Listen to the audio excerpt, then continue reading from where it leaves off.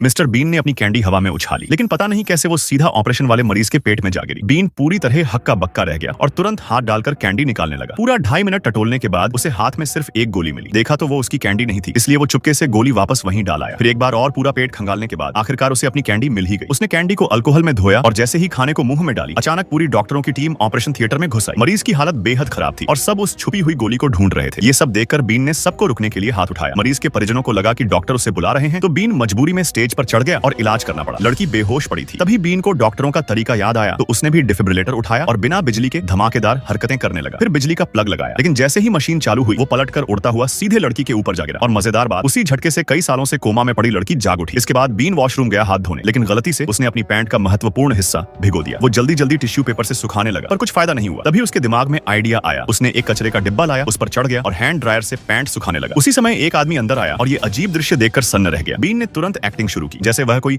Electrical repairman हो। वो वहां लगे बल्ब को निकालकर घुमाने लगा। आदमी समझा कि बीन सच में काम कर रहा है और चला गया, लेकिन बल्ब बहुत गर्म था। बीन का हाथ छूटा और बल्ब जमीन पर टूट गया। घबराकर वह ठंडा पानी डालने लगा, लेकिन इससे उसकी पैंट फिर से पूरी भीग गई।